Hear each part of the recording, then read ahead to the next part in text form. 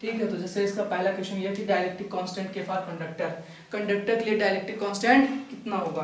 तो याद रखिएगा डाइलेक्ट्रिक कांस्टेंट कंडक्टर के लिए इनफाइनाइट होता है।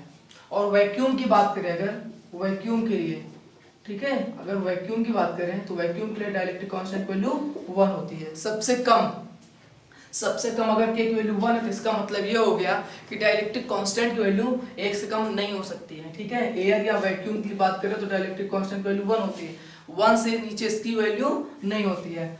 मींस डाइलेक्ट्रिक कांस्टेंट की आपकी जो वैल्यू डिफर करेगी के greater than equal to 1 less than infinity, सबसे ज्यादा किसके लिए होती है, कंडक्टर के लिए। अगर क्वेश्चन ये आ जाए कि डाइलेक्ट्रिक कांस्टेंट के सबसे ज्यादा मैक्सिमम किसके लिए होता है, तो मैक्सिमम याद रखिएगा कंडक्टर के लिए होता है, और कंडक्टर के लिए कितना होता है, इनफाइनाइट होता है।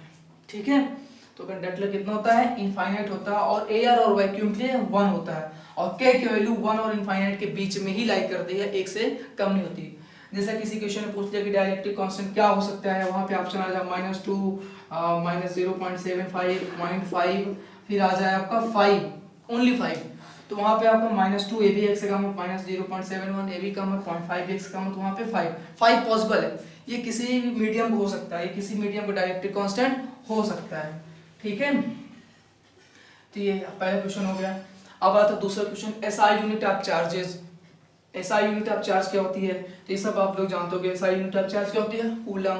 फिर यहाँ पे दूसरा ऑप्शन दे रखा है ईएसयू ईएमयू जूल, ये किसके यूनिट है, तो आपको पता है जूल एनर्जी की यूनिट होती है, ये यूनिट होती है क्या, एनर्जी, या हम बात करें वर्क की। ठीक है, फिर क्या है ईएसयू और ईएमयू दो दे रखे हैं, तो याद रखिएगा ईएसयू और ईएमयू ये यूनिट ऑफ चार्ज है, ये चार्ज की यूनिट है, ये सब चार्ज के यूनिट है, यूनिट ऑफ चार्ज के।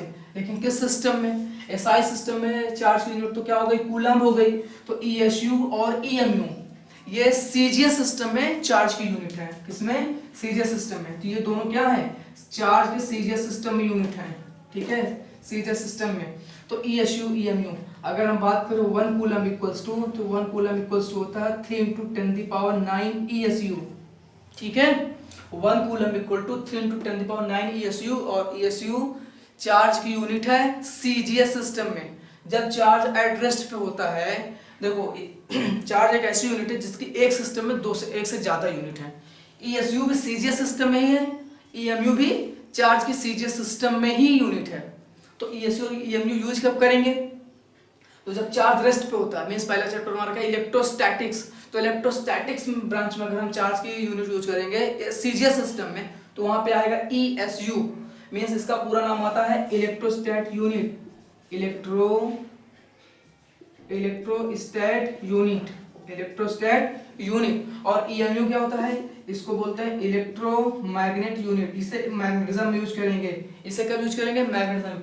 मींस जब चार्ज रेस्ट पे होता है तो सीजीएस सिस्टम में चार्ज यूनिट ईएसयू, और जब चार्ज मोशन में होता है तो चार्ज के CGS system unit EMU. EMU का पूरा नाम होता है इलेक्ट्रोमैग्नेट यूनिट, या इसे को बायोट एम्पियर बोलते हैं, बायोट एम्पियर। ठीक है, 1 कूलम इक्वल टू 10 × 10⁹ ईएसयू जो होता है, वहीं पे 1 कूलम इक्वल टू 1/10 ईएमयू होता है। ठीक है, कितना, 1 coulomb equal to 10 × 10⁹ ESU, whereas 1 coulomb equal 1/10 EMU. ये कूलम और ईएसयू के बीच रिलेशनशिप है, ये कूलम और ईएमयू के बीच रिलेशनशिप है। अब इसी में आपका रेशियो भी पूछ सकता है कि 1 ईएमयू या 1 ईएसयू की रेशियो कितना होगा, या 1 ईएसयू अपॉन ईएमयू का। तो यहाँ पे देखो अगला क्वेश्चन यही है, the ratio of 1 EMU upon 1 ESU is. अब आपको पता चल गया कि 1 coulomb equal to 10 × 10⁹ ESU, 1 coulomb equal to 1/10 EMU. तो यहाँ से इन दोनों को आपस में डिवाइड कर लेंगे तो आपको मिल जाएगा ईएमयू और ईएसयू का रेशियो। तो आप डिवाइड करके देखेंगे तो आपका आंसर आएगा ये 10 × 10⁻10। ठीक है, तो कैसे, अब यहाँ पे देख लो 1 कूलम इक्वल टू 1/10 ईएमयू, तो 1 कूलम की जगह पे यहाँ क्या रख दें, 1 कूलम इक्वल टू, वैल्यू रख के देख लीजिए, वैल्यू रख के देखेंगे 1 कूलम इक्वल टू 3 × 10⁹ ईएसयू है, और 1 कूलम इक्वल टू कितना है, 1/10 ईएमयू है ना। तो 1 कूलम की जगह पहली क्वेश्चन में कितना रख दें, 1/10 ईएमयू रख दें। कितना रख दें, 1 कूलम की जगह क्या रख सकते हैं, 1 कूलम इक्वल टू 1/10 ईएमयू भी होता है, तो यहाँ पे 1 कूलम की जगह क्या रख दें, 1/10 ईएमयू, 1/10 ईएमयू 3 × 10⁹ ESU। अब देखो 1 EMU यहीं पे रोक रखो, ESU की डिवाइड में ले आओ 1 ESU।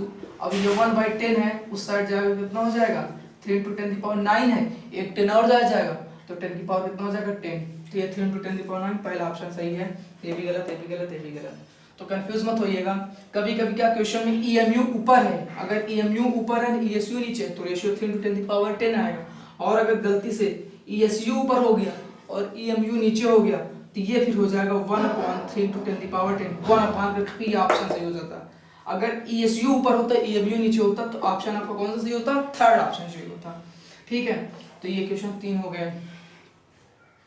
कभी कभी ये चीज रेशियो नहीं दे करके साफ साफ सी लिख देता है। C means speed of light, ये किसके इक्वल है, near about C means speed of light.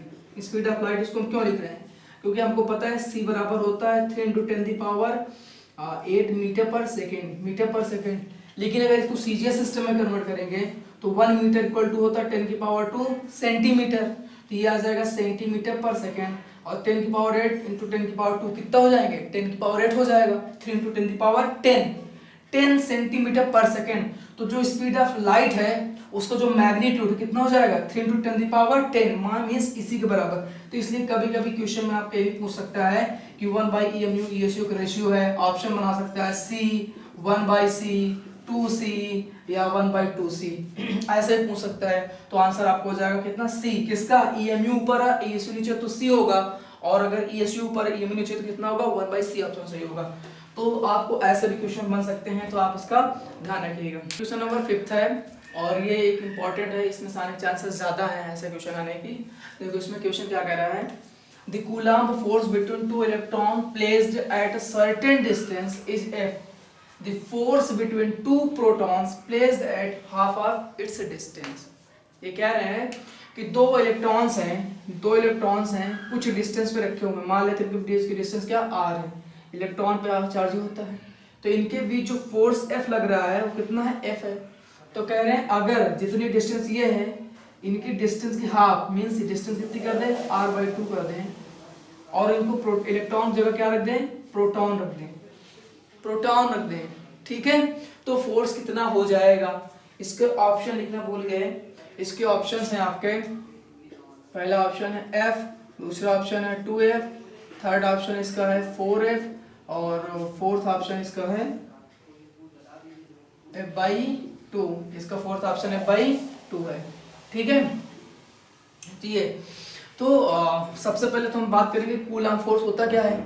आपको पता है कि जब दो पॉइंट चार्ज r डिस्टेंस से सेपरेटेड हो तो इनके बीच जो कूलम्ब फोर्स लगता है वो होता है k Q1 Q2, ये दो चार्ज हैं Q1 Q2 अपॉन 1 r², ठीक है।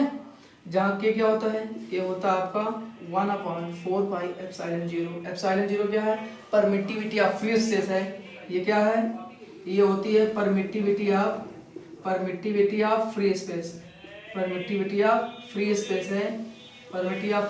स्पेस, और इसकी वैल्यू जो होती है वो होती है 8.85 इंटू 10⁻12 कूलम्ब स्क्वायर पर न्यूटन मीटर स्क्वायर। तो ये बात याद रखना, इसकी वैल्यू होती है, ठीक है, ये इसकी वैल्यू होती है। तो सबसे पहले हमको निकालना क्या है, दो इलेक्ट्रॉन के बीच जो फोर्स दे रखा है वो क्या है F है। आप कह रहे हैं दो प्रोटॉन हैं, इनके बीच की डिस्टेंस हाफ कर दी जा रही है, तो फोर्स कितना हो जाएगा। अब देखिए जो चार्ज होता है इलेक्ट्रॉन और प्रोटॉन का चार्ज क्या होता है, सेम होता है। चार्ज क्या होता है, सेम होता है, ठीक है। चार्ज मान लो यहाँ पे F इक्वल कितना था k e² r², ठीक है। ये क्या था, इलेक्ट्रॉनों के बीच का फोर्स था। अब यहाँ प्रोटॉन के बीच निकालेंगे तो F इक्वल यहाँ निकाल, मान लेते F डैश, तो F डैश इक्वल कितना हो जाएगा k मींस 1/4πε0। तो प्रोटॉन और इलेक्ट्रॉन का जो चार्ज होता है वो बराबर होता है, मैग्नीट्यूड बराबर होता है, केवल साइंस का। E पे वैल्यू होता है -1.6 इंटू 10⁻19 कूलम, जबकि प्रोटॉन का चार्ज कितना होता है +1.6 इंटू 10⁻19 कूलम। तो दोनों का चार्ज सेम है तो उनको हम e² लिख दे रहे हैं डिवाइड में। लेकिन अब डिस्टेंस आपका हो गया r/2 का होल स्क्वायर, ठीक है ना, r/2, क्योंकि ये बोल रहे हैं डिस्टेंस हाफ कर दे रहे हैं। तो कितना हो जाएगा आपका F डैश इक्वल टू हो जाएगा k e² अपॉन r/2 का स्क्वायर करें तो r² कितना हो जाएगा 4। इसको लिख सकते हैं आप k² डिवाइड बाय r², और ये 4 क्या हो जाएगा ऊपर चला जाएगा। अब आप देख रहे हैं क्वेश्चन नंबर सुन, के E square upon are square क्या है, एफ, मीन्स दोनों फेस फोर्स कितना लग रहा है, एफ लग रहा है। तो मतलब इसकी जगह हम क्या यूज कर सकते हैं, एफ, ये क्या है टोटल वैल्यू ब्रैकेट वाली एफ, तो इसका मतलब एफ डैश बराबर कितना हो गया 4f। मतलब अगर दो इलेक्ट्रॉन को हटा करके प्रोटॉन रख दीजिए उनकी जगह पे और उनकी डिस्टेंस को हाफ कर दें तो उनके बीच फोर्स कितना हो जाएगा, 4 गुना बढ़ जाएगा, क्या हो जाएगा 4 टाइम बढ़ जाएगा। तो आपका ऑप्शन नंबर क्या हो जाएगा, थर्ड। तो याद रखिए किसमें से बहुत क्वेश्चन पूछेगा, आपको पता है कि force inversely proportional to R square, इसका मतलब ये हो गया कि दो चार्ज के बीच का अगर डिस्टेंस को आप दुगना करते हो 2 टाइम्स बढ़ा देते हो तो क्या है, फोर्स इनवर्सली प्रोपोर्शनल है। डिस्टेंस 2 टाइम्स बढ़ाओगे तो फोर्स 4 गुना घट जाएगा। अगर आप फोर्स डिस्टेंस को 2 गुना घटा दोगे या हाफ कर दोगे तो फोर्स 4 टाइम बढ़ जाएगा। समझ में आया? तो चलिए ठीक है, आई होप समझ गए होगे। तो ये हुआ। अगला क्वेश्चन है the number of electrons in 2.3 coulomb of charge. तो ये तो सीधे सीधे क्वांटाइजेशन ऑफ चार्ज बेस है, मींस क्या फार्मूला होता है, Q बराबर इनी, आपसे इन पूछा है Q की वैल्यू दे रखा है, E की वैल्यू आप पता ही है, तो कैसे सॉल्व करेंगे। Q बराबर देखो कितना दे रखा है, Q बराबर कितना दे रखा है, Q बराबर दे रखा है 3.2 coulomb equals to number of electron चाहिए, E की value 1.6 into 10 the power minus 19 coulomb. अब देखिए हमको वैल्यू किसकी चाहिए, n की वैल्यू चाहिए, n की वैल्यू चाहिए तो n इक्वल टू कितना कर देंगे 3.2 divide by 1.6 into 10 the power minus 19 equals to ये 1.6 डिवाइड कर कितना 2 into 10 की पावर माइनस 19 ऊपर जाएगा कितना हो जाएगा 10 की पावर प्लस 19। ठीक है, तो यहाँ पे कौन सा ऑप्शन है, पहला ऑप्शन नंबर फर्स्ट। ठीक है, क्वेश्चन नंबर 6 क्या है, the expression of electric field due to dipole at axial position is, means dipole के कारण, ड्यू टू डाइपोल के कारण एट एक्सियल पोजीशन पे इलेक्ट्रिक फील्ड कितना है। सबसे पहले तो हम देखेंगे डाइपोल क्या, तो डाइपोल आप लोग जानते हो कि अगर दो charge equal in magnitude and opposite in nature are placed at a separation R, then dipole moment is defined as the product of either charge and the separation between them means r। ठीक है, अगर इनके बीच की distance आप लोग book में अक्सर पढ़ते हो 2l लिखा होता है तो इसलिए यहाँ पे क्या कर देते हैं q to 2l। तो बात वही है, दोनों चार्ज के बीच की सेपरेशन और आइदर चार्ज का मैग्नीट्यूड का प्रोडक्ट ले लेते हो तो आपका होता है डाइपोल मोमेंट। ठीक है, फिर एक्सियल पोजीशन का मतलब ये होता है कि चार्ज ये मान लेते हैं माइनस क्यू और ये प्लस क्यू दो चार्ज रखे हैं तो इन दोनों को मिलाने वाली ये क्या है, एक लाइन है। ठीक है, तो ये इनकी एक्सिस है, तो अगर हम इसी को आगे एक्सटेंड कर दें, ठीक है ना, आगे इसी को एक्सटेंड कर दें तो आगे जो है पॉइंट ले ले P। ठीक है ना, P पॉइंट कहाँ पे है, P is situated, P is the point at the extended part of the line joining the charge, means इन दोनों चार्ज को ज्वाइन करने वाले जो लाइन है उसके एक्सटेंडेड पार्ट पे एक पॉइंट P है, इसी को बोलते हैं एक्सियल पोजीशन, मतलब इनके एक्सिस पे है। तो इनसे क्या है, एक्सियल पोजीशन जो इलेक्ट्रिक फील्ड होता है वो कितना होता है। ठीक है, eight axial position electric field कितना होता है तो हम बता देते हैं। ड्यू टू डाइपोल के कारण, due to dipole electric field जो होता है वो होता है आपका 1/4 pi epsilon 2p by r³। तो इसमें ऑप्शन नंबर कौन सा सही है, ऑप्शन नंबर 1 सही है। इसी क्वेश्चन को आपको ऐसे पूछ सकता है, the electric field due to dipole at axial position is proportional to E directly r³ inversely proportional to the cube of separation between them, पहला ऑप्शन। दूसरा ऑप्शन ये दे सकता है E inversely proportional to r², third दे सकता है E proportional to r², fourth दे सकता है E directly proportional to r³। तो इसी क्वेश्चन को ऐसे पूछ सकता है कि the expression of electric due to dipole at axial position is proportional to, तो प्रोपोर्शनल टू अगर बोलेगा, ठीक है, तो ये ऐसे क्वेश्चन आ जाएगा। आपको देख लेना इलेक्ट्रिक फील्ड क्या है, यहाँ पे देखो क्या आ रहा है r³ means E inversely proportional to the cube of r। ठीक है, ये लिखने का तरीका है, इसी क्वेश्चन को आपको सामने ऐसे भी रिप्रेजेंट कर सकता है r⁻³ तो बात वही हुआ ना, प्रोपोर्शनल टू। तो आप ध्यान से देखना, ऊपर 2p है, नीचे क्या r³ है। ड्यू टू डाइपोल कारण एट एक्सियल पोजीशन पे इलेक्ट्रिक फील्ड आपकी होता है 1/4 pi epsilon 2p upon r³। तो इसको बहुत ध्यान से रखना, इलेक्ट्रिक फील्ड जो है वो R inversely proportional to the cube of R, मतलब थर्ड पावर के इनवर्सली प्रोपोर्शनल है।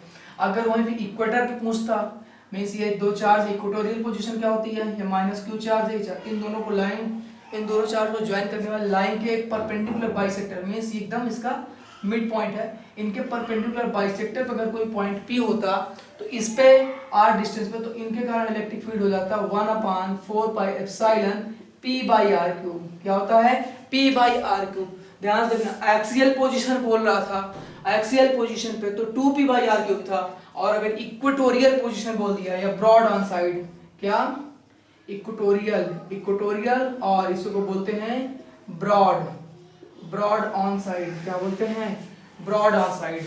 तो अगर वहां बोले तो electric field 1/4 by epsilon P by R cube, यहाँ पे 2 है, यहाँ p, इसका मतलब ये हो गया electric field due to dipole at axial position is twice of the electric field at equatorial position. मतलब इसी क्वेश्चन को आपके सामने ऐसे भी ले सकता था, एक क्वेश्चन और क्या बन सकता था, ठीक है ना, ये E axial equals to 2 times of E equatorial, तो इसको याद रख लेना, ठीक है ना, ये ठीक है। और इसी क्वेश्चन को पूछने का तरीका ये हो सकता है, आपके सामने ऐसे दे दिया, ये माइनस क्यू चार्ज है, ये प्लस क्यू चार्ज है, ठीक है, इनसे आर डिस्टेंस पे, इनका ये मिड पॉइंट है, इस मिड पॉइंट से आर डिस्टेंस पे एक पॉइंट पी है, ठीक है ना, ए पी है, और इन्हीं से इन दोनों ओ से आर पॉइंट पी है, ए पॉइंट पी यहाँ पी डैश है, तो इलेक्ट्रिक फील्ड कितना होगा, इन दोनों क्या रिलेशनशिप होगा, मतलब EP बराबर 2EP डैश होगा या EP equals to half EP dash होगा, ठीक है। और ऑप्शन बना सकता है कुछ भी, तो याद रखिएगा इस सेम डिस्टेंस पे, यहाँ से r डिस्टेंस इधर एक्सियल पे लें या इसी पॉइंट से r डिस्टेंस ऊपर इक्वेटोरियल पे लें, तो इक्वेटोरियल पे जो इलेक्ट्रिक फील्ड होता है उसका डबल होता है एक्सियल वाला, इसका मतलब आपका ऑप्शन ये वाला सही, EP equal to 2 times of EP dash, ठीक है। EP डैश मतलब electric field at P dash, P dash क्या है, इक्वेटोरियल पोजीशन पे है, ब्रॉड ऑन साइड पे है, तो एक्सियल वाला जस्ट उसका डबल होता है। तो कैसे भी क्वेश्चन पूछो तो ये चीज याद रखिएगा, इसको आप नोट कर लीजिएगा, ठीक है। Buy one get one free questions.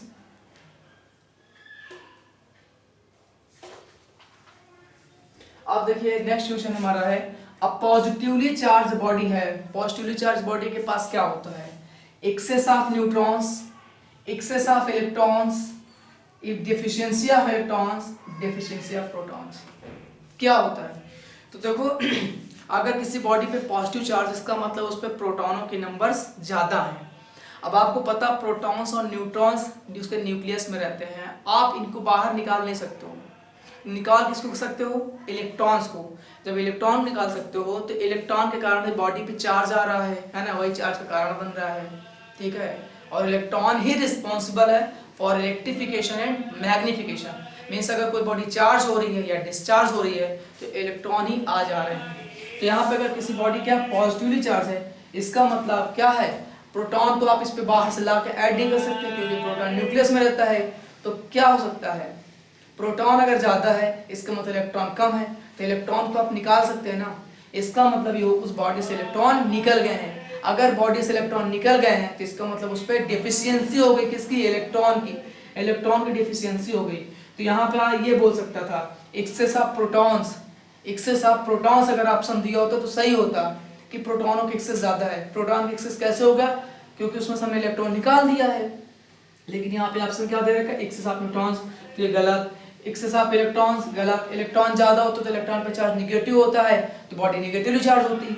But यहाँ पे क्या third option deficiency of electron, ये सही है भाई, इलेक्ट्रॉन की डेफिशिएंसी हो गई, मींस ये बॉडी है इसमें नंबर ऑफ प्रोटॉन बराबर नंबर ऑफ इलेक्ट्रॉन है, तो बॉडी क्या होती है, न्यूट्रल होती है। क्या होती है, न्यूट्रल होती है। अगर वहीं पे बॉडी में क्या नंबर ऑफ प्रोटॉन ज्यादा हो जाए, नंबर ऑफ प्रोटॉन ज्यादा हो जाए नंबर ऑफ इलेक्ट्रॉन, इसका मतलब ये होगा कि इसमें से इलेक्ट्रॉन बाहर चले गए। इलेक्ट्रॉन बाहर चले गए इसका मतलब इस पे इलेक्ट्रॉन की डेफिशिएंसी हो गई है। इलेक्ट्रॉन क्या हो गई, डेफिशिएंसी। तो याद रखिएगा अगर बॉडी पॉजिटिवली चार्ज हो रही है तो उसका मास क्या हो जाता है, पॉजिटिवली चार्ज बॉडी का मास डिक्रीज कर जाता है। क्यों, बिकॉज इलेक्ट्रॉन अपने साथ मास कैरी करता है, तो जितने इलेक्ट्रॉन जाएंगे उतने टाइम उसका मास डिक्रीज कर जाएगा। ये पॉजिटिवली चार्ज बॉडी है। अगर इसी तरह निगेटिवली चार्ज बॉडी की बात करें, जिसका मतलब उस पर नंबर ऑफ प्रोटॉन घट गया है, नंबर ऑफ इलेक्ट्रॉन बढ़ गया है। घटने का मतलब आप उसमें से प्रोटॉन निकाले नहीं है, उस पर हम बाहर से इलेक्ट्रॉन ऐड कर दिए हैं, उस पर बाहर इलेक्ट्रॉन ऐड कर दिए हैं। अब अगर पूछे कि निगेटिवली चार्ज बॉडी पे क्या होता है, तो निगेटिवली चार्ज बॉडी पे एक्सेस ऑफ इलेक्ट्रॉन्स होता है। निगेटिवली चार्ज बॉडी पे एक्सेस ऑफ इलेक्ट्रॉन्स होता है, और निगेटिवली अगर कोई बॉडी निगेटिवली चार्ज हो रही है तो उसका मास क्या हो जाएगा, इंक्रीज कर जाएगा, क्योंकि आपने उस पर बाहर से इलेक्ट्रॉन ऐड किया और इलेक्ट्रॉन के पास उसका अपना मास होता है। हाँ तो बच्चों अगला क्वेश्चन हमारा क्वेश्चन नंबर क्या है 8। क्वेश्चन नंबर 8 कह रहा है टू चार्ज, ठीक है, two charges are placed in air if they are placed in kerosene oil at same distance then the force between them will be। Option है decreases घटेगा, increases बढ़ेगा, रिमेन सेम रहेगा या जीरो हो जाएगा। तो क्या बात है, दो चार्जेस ने सबसे पहले कहाँ रखे थे, एयर में रखे थे, एयर में रखे थे दो चार्जेस, तो इनके बीच कुछ फोर्स मान लेते एफ लग रहा था। अब ये बोल रहे हैं इन दोनों चार्जेस को सेम डिस्टेंस, जितना इनके बीच की डिस्टेंस, इनको केरोसिन ऑयल रख दे, मतलब मीडियम कैसा है, केरोसिन ऑयल। केरोसिन ऑयल अगर हम फिल कर देते हैं तो इनके बीच लगने वाला फोर्स क्या हो जाएगा, घटेगा, बढ़ेगा, सेम रहेगा या जीरो हो जाएगा। तो आंसर इसका क्या हो जाएगा, आंसर तो बाद में देखेंगे, पहले एक चीज देख लेते हैं। कूलम फोर्स क्या क्या था, कूलम फोर्स था 1/4πε0 Q1 Q2/r²। ये तब था जब दो चार्ज हमारे एयर या वैक्यूम में प्लेस्ड होते थे, ठीक है। एप्सिलॉन क्या होता था, मीडियम की परमिटिविटी होती थी, जिसकी वैल्यू क्या 8.85 × 10⁻⁻12 कूलम स्क्वायर पर न्यूटन मीटर स्क्वायर।